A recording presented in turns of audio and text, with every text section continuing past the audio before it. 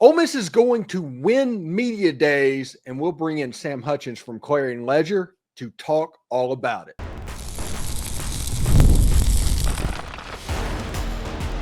You are Locked On Ole Miss, your daily podcast on the Ole Miss Rebels. Part of the Locked On Podcast Network, your team every day.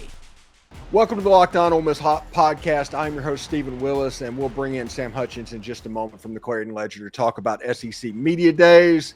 Thank you very much for making Locked On Ole Miss your first and listen every day, and please give a like, subscribe, and comment on your way out. I would appreciate it, and it helps keep this episode free.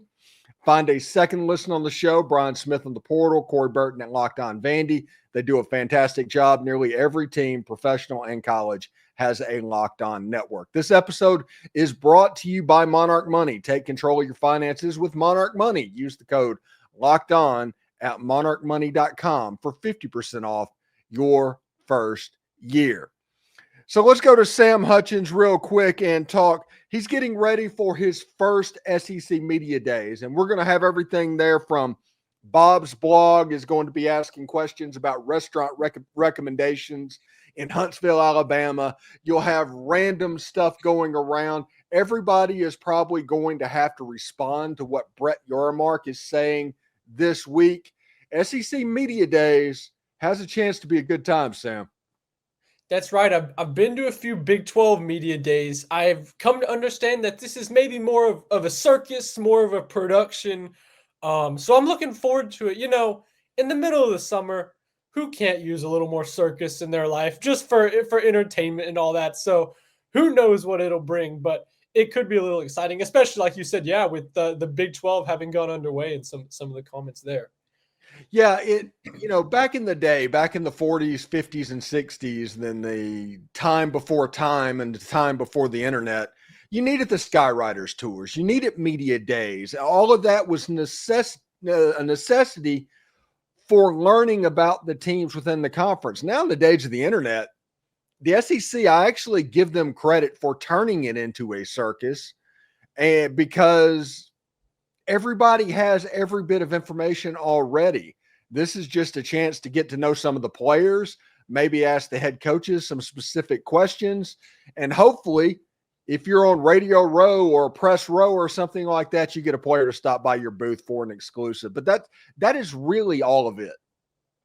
Yeah, part of me as the 23-year-old journalist who just reads about the, before times, I kind of wish, going on one of those Skyriders tours would have been cool. Completely different experience from what we have now where I haven't checked. I'm sure it'll be on SEC Network or something like that, and the whole country can watch instead of just a few, backroom reporters in a, stopping in town for these coaches who will say anything and everything. I think that's where the Archie Who game originated with Steve Kiner was a Skyriders tour. But yeah, so it'll be fun nonetheless, especially when you say, in the opening, Ole Miss will win media day. I think when you have Lane Kiffin at the helm, and especially when he hasn't had a microphone in front of him for too long, he'll probably be trying to win media day, however you want to slice it. Yeah, it's the funny thing about winning media days and stuff like that. It comes from winning the press conference that they started about 10, 15, 20 years ago. Winning media days, what does that even mean? Well, it means that he probably said something that got everybody's attention nationwide. Who is likely, if not Lane Kiffin, Sam, to make national news over the course of this week? That's a good question. It's interesting because the coach that I think everyone wants to make national news the most, Steve Sarkisian, is probably one of the guys least likely to go out up on the podium and say something incredible or bold about Arch or surprising about Arch. So I wouldn't say Steve Sarkisian, but I don't know, maybe Shane Beamer or Billy Napier could say something kind of interesting. I'd be interested to hear what Billy Napier has to say, going from in the span of 12 months from, Billy Napier may not have a job to, wow, Billy Napier, what would we ever do without him? So maybe he'll kind of flex his muscles or give him, flex his might a little bit with DJ Lagway and an exciting team. But I'd throw out Napier and Beamer in addition to Kiffin as maybe two of the most likely guys. And the fourth one that I would add to that list is Clark Lea, because he is not a natural person personality-wise in this environment. So as he tries to project confidence, sometimes he can go a little bit too far, like him a couple of years ago saying that Vandy is going to be at the top of college football. So there is a chance for a gaffe or a misstep or something like that is going to make a ton of news. And you know what? Clark Lea and Vandy kind of deserve it, Sam, after the year they had a year ago. You know, and I think the perfect spot for Vandy is to be the underdogs. It was great, and when everyone's on their side rooting for them to beat Alabama, and you know, me and the Ole Miss beat, and you know, like Lane Kiffin, we were all watching in the bowels of Death Valley that game, and everyone in the room is just like, oh my gosh, this is incredible. But as soon as Vanderbilt maybe starts trying to assert its weight a little bit and being the big dog, that's when Vanderbilt becomes unlikable again. So for Clark Lea, I think winning Media Day would be, you know, we're just hoping for another good year from Pavia, lay low, try to play that spoiler role again instead of pretending to be something that they're not. Yeah, and Vanderbilt is one of, if not the richest school in the Southeastern Conference. So in the age of NIL, if they decide to get really serious, it could get interesting really, really quick, in my opinion. And if you obviously like look at Texas Tech, having the Cody Campbell of Vanderbilt is the most important factor, bar none. But yeah, they have, you know, the SEC patch. They have a beautiful campus, great location. The stadium is going to look a ton better this year. I think everybody will be surprised by that, because they should finish the renovation. No more hanging scoreboard, no more construction. They're going to be good to go. And that stadium, I think, is going to look really good. I hate to even make this comparison, but I'll make it because I'm among friends here on the Locked On Ole Miss show. But how it was like just the most obvious thing in the world with like Charlie Strong or whoever, that Texas is a sleeping giant. They have everything except the wins. Vanderbilt doesn't have the history, but you look at the pieces they have, and it's like, man, you know, I could see a world where Vandy is good. And I mean, again, I'm throwing Texas in the equation. Yeah. There's distinct differences, but although technically, Sam, Vandy has a winning record against Texas in football all time. They do. They're like right? 7-4. Yeah, they're 7-4 against Texas. Oh, I didn't have that stat. Wow. Do they play this year? Do you know? I don't. Yes, they do. In Austin. Yeah, Texas won by one score in Nashville last year.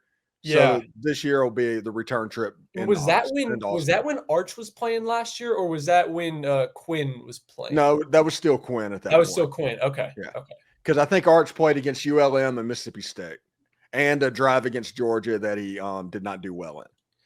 I got to say, one thing I'd like to hear from Sark, maybe if we get one piece of, you know, fun news or interesting thing about that, I'd love to get something, you know, his actual thoughts on this Ohio State matchup week 1. That'll be the game that everyone's watching. And, you know, in this day and age, I think a lot of teams, a lot of power teams that have a Heisman contender would shy away from wanting to play the defending national champions in week 1. So I'll be very interested in how they're framing that game. There are 2 games this season in week 1 that have an oversized impact potential for the rest of the season. Auburn going to Baylor. That Auburn going to be that.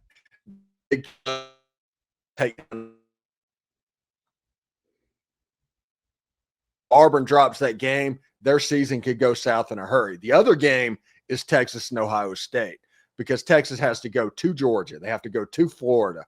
There's a legit chance that they go from number 1 in the nation preseason to like 8-4. And you don't even necessarily have a bad team. It's just the way their schedule is kind of paying them back for a year ago. Yeah. Especially if Arch, I mean, the reality is he hasn't started a ton of games. Do I think he'll be great? Yes, along with everyone else in the country. But, you know, it's a tough environment to be great in is what he has right there. He has all the talent in the world on his side, but a brutal schedule to be great against. So we'll see. Yeah, and Ohio State, this is the first year under Matt Patricia as the defensive coordinator, but an NFL defensive coordinator is good at confusing quarterbacks. I mean, that is what they do really well. So that is not probably a defense that you want to start for the first time against, if that makes sense. Yeah. You'd rather have University of Miami, Ohio, whoever. But yes, and I think absolutely. Ohio State, though, like they lost a ton, right? I Yes. almost thought like maybe even the most since 2019 LSU, in terms of just like guys leaving that roster. I don't think that they're nationally tabbed as like a national championship roster, right? Do I have that right? Yeah, they're up there. They Okay, always recruit really they're well. reloaded, I think Julian saying Ohio State has the same deal with a new quarterback coming in as well. They have to replace their running back room, but they still have Jeremiah Smith. They still have Caleb Downs. They still have a lot of dudes on that team. So we'll pay attention to what's going on. Anyway, when we come back, we will talk to Sam about Lane Kiffin and the players going to SEC Media Days. This is the Locked On Ole Miss podcast. I want to tell you about Monarch Money. Do you ever wish managing your money felt easier? With Monarch Money, it can. Whether you are growing your savings or planning for a big purchase, Monarch puts you in the driver's seat. It's like having your own personal CFO, giving you full visibility and control over your finances. Monarch Money is much more than a budgeting app. It is a complete financial command center. You can track all of your accounts, investments, and spending in one place. So in addition to managing your money, you're also building wealth. When I got Monarch, I saw immediately how much I was going to eat out and the damage that was causing. And now I've been able to rein that in a little bit, all because of the dashboard tools of Monarch Money. So take control of your finances with Monarch Money. Use the code LOCKEDONCollege at monarchmoney.com for 50% off your first year. That's monarchmoney.com, code LOCKEDONCollege, all one word, for half off your first year. All right, so we are back, and the players going to SEC Media Days from Ole Miss is Austin Simmons. First of all, if you have a quarterback position that is in good shape, it is settled going to SEC Media Days, and you do not take your quarterback, you just missed an opportunity to get his name out to the rest of the world. The interview process that's going on, I think Texas A&M made a huge mistake not taking Marcel Reed. But TJ Dottery will be there. He was kind of the microphone piece. He was the green sticker guy on defense a year ago. And Cayden Lee, Honeycomb, is going to SEC Media Days, and between Cayden Lee and Austin Simmons, I think they're going to perform pretty well, and they're going to leave people really impressed. Now, the question I have, Sam, is what happened with Suntarine Perkins? Did he just not want to go? Suntarine Perkins has a legit chance, in my opinion, for an SEC Defensive Player of the Year type of season, and him not going to SEC Media Days is kind of similar to the Marcel Reed thing, though not quite. I understand it because it kind of started with Patrick Willis when I was at Ole Miss on staff, to where he got to choose whether he wore a patch for 38 or the number 38. Lane Kiffin does the same thing with what's going on. So I think this might be a player choice type deal. Okay, yeah. I look at it as, to your point, you're bringing Austin. That makes all the sense in the world. And then Austin, you want to bring his wide receiver one and his best friend on the team, Cayden Lee. So those two are kind of a package. And then I looked at it as, Perkins probably got asked. It's, hey, do you want to go? Do you want TJ to go? So I try to not read too much into that, just because in all likelihood we will be hearing a ton from Perkins in middays and after games. I'm sure he knows that. And maybe it's kind of a pat on the head to Dottery.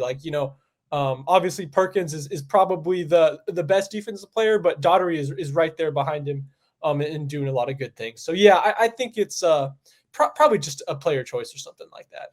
So with those three players, with Austin Simmons, obviously he's going to get a big crowd. I heard stories of him performing really well at the Manning Passing Academy. I mean, he kind of put on a show a little bit if you ask people around on that. I think that Austin Simmons is going to be the star of Media Days just because, I mean, heck, it shouldn't surprise anybody. He graduated high school 2 years old. He's already gotten his degree from Ole Miss. He's obviously a bright guy. So him getting into that environment, if he keeps his composure, I think he could end up being the star of media days. And I like the fact that Cayden Lee is going to media days. He has a chance, in my opinion, to be the leading catcher, leading pass receiver in the Southeastern Conference, not just Ole Miss.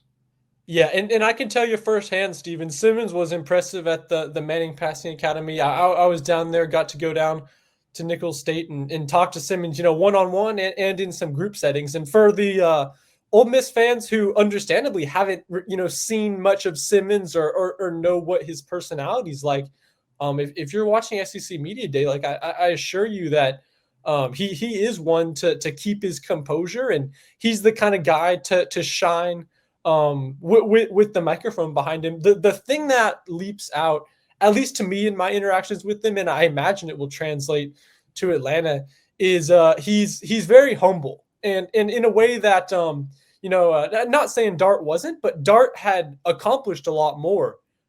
So Simmons, he's getting all this hype, but I think Simmons almost has a little Arch Manning in him in terms of like, hey, slow down. I want to prove it on the field first. Please don't anoint me the greatest thing yet. And his signature move is throwing the arm around his receiver that's there, or his defensive backs, and saying, a lot of it is because I've been, challenged every day by these great DBs in practice. So whoever he's around, I'm sure Cayden Lee will get plenty of compliments thrown his way.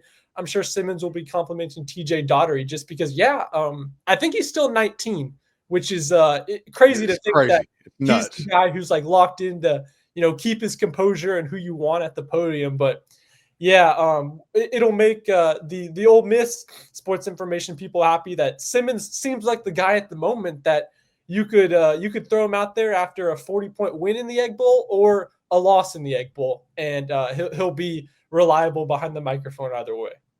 Yeah, he was interviewed down at the Manning Passing Academy by Chris Gordy, who does our Locked On SEC show, and there was some brashness by Austin Simmons that I have not seen. In that interview, he was a little more optimistic. That is true. Yeah, and just messages to the Ole Miss fans and all that. And I'm a person that wants to see a little bit of that South Florida swagger. If somebody is from Pahokee and they don't have it, it makes me question why. For whatever reason, him being from there and showing a little bit of the swagger as the season's getting closer, that's kind of a comforting thing, and it should be a comforting thing to Ole Miss fans. Yeah, you have to have it. He was undefeated in the Muck Bowl down in Pahokee. I think that's just kind of born into you when you're starting as a freshman, I believe, in the Muck Bowl, and just that comes with the territory down there in Pahokee, no doubt. Yeah, he caught a rabbit. He mentioned on my podcast that he caught a rabbit. In which, in case you didn't know this, Sam, in Pahokee, the way they train for football season is by catching rabbits in the cane fields.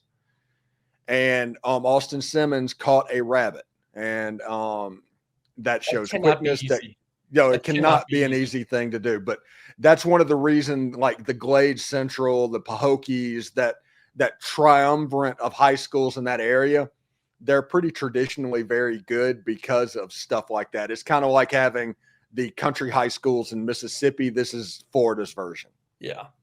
And Cayden Lee, the other attendee, I was glad to see him up there, maybe because it's a familiarity thing. But one of the biggest questions I have as a group is not really about Cayden, but it's about the wide receivers. Who else is going to be lining up with Cayden? And is not because there's no options. There's only almost too many options for a guy like me to forecast just looking at the roster, because it's like I could draw up a scenario where a bunch of these guys are getting snaps and making plays and getting targets. So I'll be curious if that depth chart is maybe starting to shake out at all.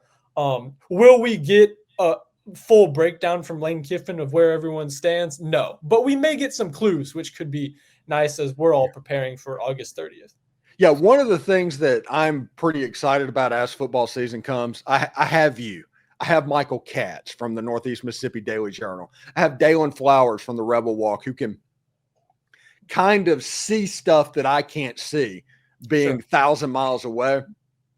And their clues, what they go, I have the ability to kind of piece those clues together of what's going on. Like last year, everybody, the talk at this point was Walker Howard as the backup.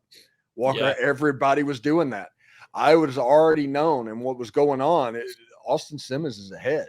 He is legitimately ahead in this thing, and it turned out to play that way. So I'm looking forward to football season, and especially fall camp, because I just enjoy it. Now, I don't have to do like you, to where I don't have to wake up at 9 o'clock in the morning or 8 o'clock in the morning to go stand in 95-degree weather in Mississippi. No, I just get to make a couple of phone calls and talk to some people and all of that, and then I can do a show about it. So it should be a lot of fun. I think Ole Miss fans, they should be pretty excited about this season, because if you look at the computers absolutely love Ole Miss.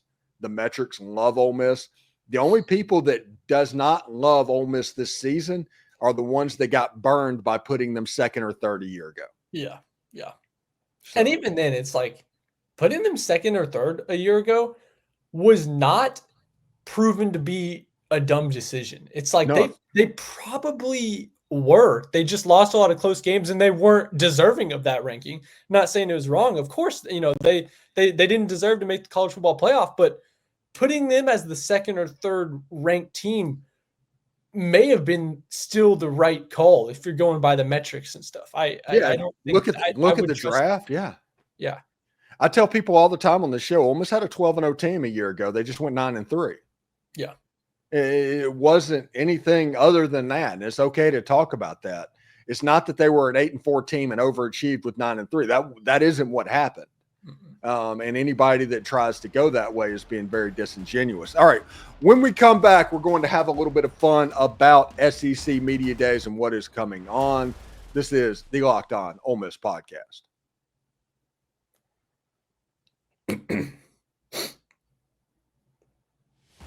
All right, we are back at the Locked On Ole Miss podcast. Sam Hutchens is nice enough to give us his time. He is the Ole Miss beat writer for the Clarion Ledger.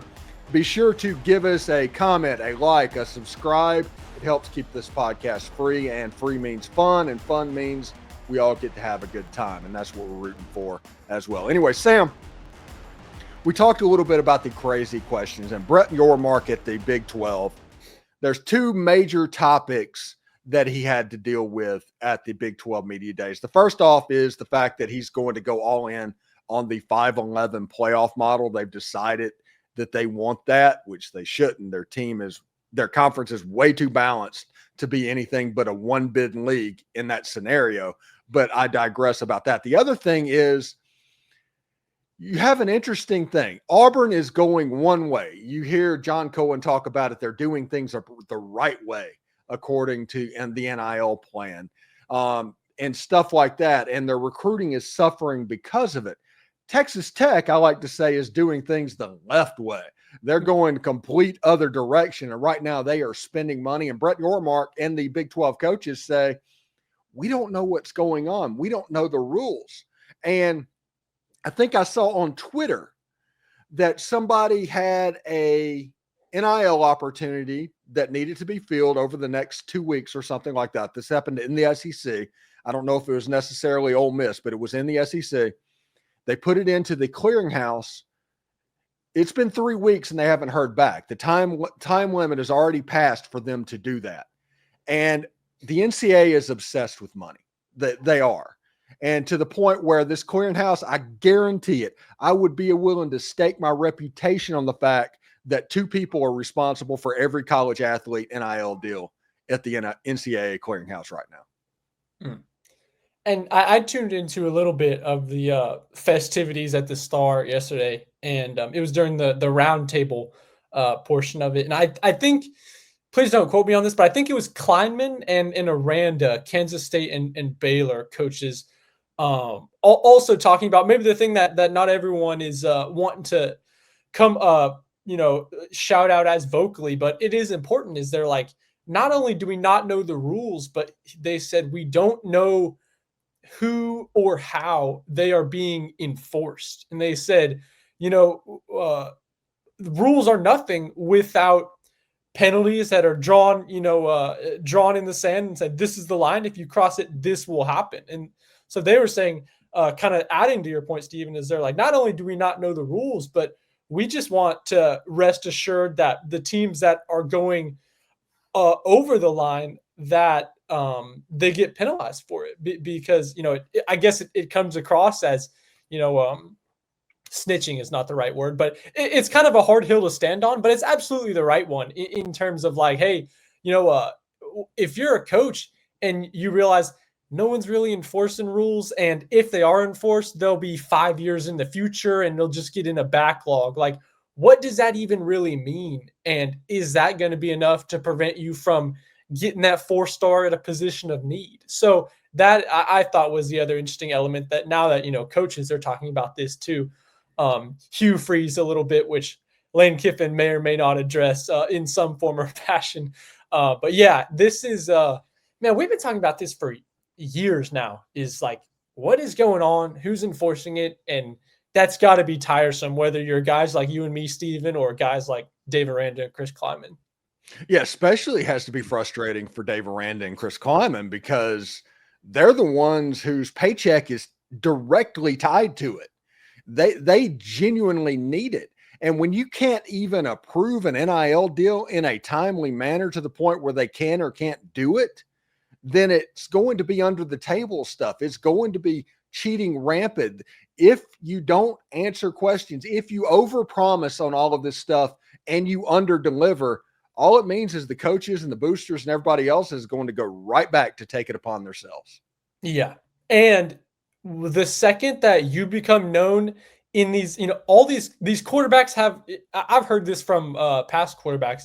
If you go in the transfer portal as a quarterback, you're in a group chat with all these other quarterbacks and they're talking numbers. Hey, X school is willing to give me X. So if you go there, know that they have this amount of money reserved. So these players in the portal, these recruits, they talk. And if you become known as the school that's stiffing guys or overpromised and underdelivered, whether that's through your own incompetence, or because you couldn't get the rules hammered out and it was just this long process in a backlog, then that really hurts your reputation in the short term. When again, a coach that they may realize, hey, if I don't win 6 games this season, I'm done. Yeah. Sam Hutchens from the Clarion Ledger, the Ole Miss beat writer, getting ready to go to his first SEC media days, gets to hang out with Bob's blog and random people walking around as well. Sam, what do you got going on at the Clarion Ledger in the meantime?